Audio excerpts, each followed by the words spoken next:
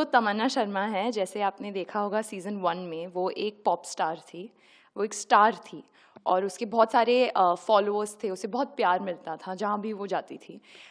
लेकिन वो एक मतलब सिंगर थी, लेकिन वो ऑटो ट्यून यूज़ करती थी, वो उस पर बहुत डिपेंड करती थी और उसके लिए वो ठीक था तब तब फिर जब वो राधे से मिली, जो उसका प्यार था, उससे बहुत सारी चीज़ें रियलाइज़ हुई और जब वो संगीत सम्राट बन जाता है, उसे ये रियलाइज़ होता है कि उसको अभी मीडियोकर नहीं बनना, वो उब गई थी उससे, उसको एक सच्चा कलाकार बनना था जो राधे था उसके सामने।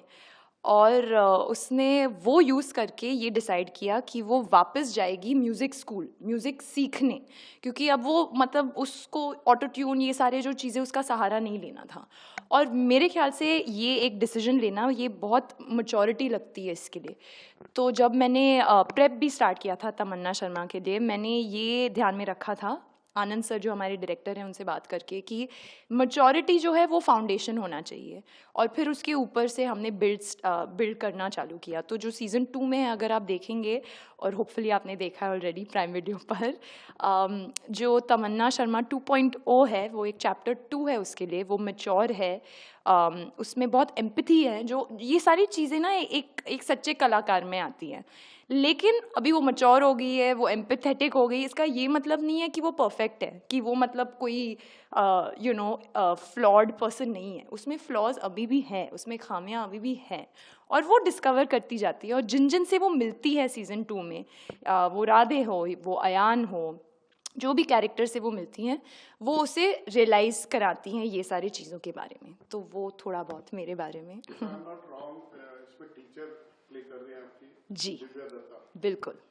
दिव्या दत्ता अपने आप में एक अच्छी दिग्गज कलाकार है। बिल्कुल बिल्कुल। क्या सीखने मिला आपको उनसे?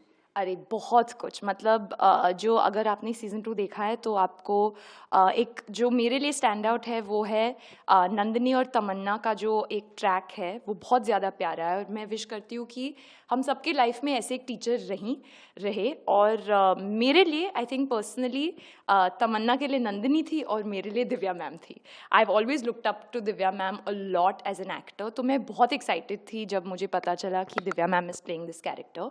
और वो इतनी मतलब गिविंग है एज अ पर्सन और इतनी वार्म है, क्योंकि जब आप देखें उन्हें और जो उनका काम है अब तक, वो बहुत एक स्ट्रॉन्ग पर्सनालिटी है।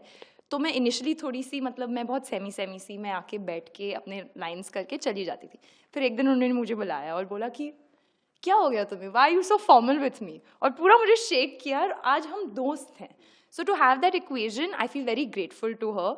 और जिस उनके साथ लाइंस करके सीन वर्क करके वो जो एक रियलाइजेशन होती है ना, वो कुछ अलग ही होता है। सो आई फील वेरी लकी। और जो सीख हैं एक्चुअली सीज़न 2 में तमन्ना के लिए, वो इतने प्यार से दिव्या मैम ने अपने कैरेक्टर के थ्रू मुझे समझाया है, जो सिर्फ तमन्ना को ही नहीं, श्रेया को भी समझ में आ गए कि वो एक बात है जो मेरे साथ रहा है, वो है कि हम लोग आजकल मेंटल हेल्थ पे बहुत बात करते हैं। सो सब लोग बोलते हैं कि I am not good enough, this is not good enough, ये ठीक नहीं है, वो ठीक नहीं है। पर जिस कोई आपके सामने आके बोलता है कि for 1 second just accept that you are enough, आप काम हार्ड वर्क कीजिए पर यू आर इनफ बस, और वहाँ से आप आगे बढ़िए। फिर आप सोचिएगा मत कि I am good enough, comparison, ये वो। एंड आई थिंक वो सीख जो है, जो तमन्ना को मिलती है, वो श्रेया को भी मिली है। And thank you to Divya ma'am.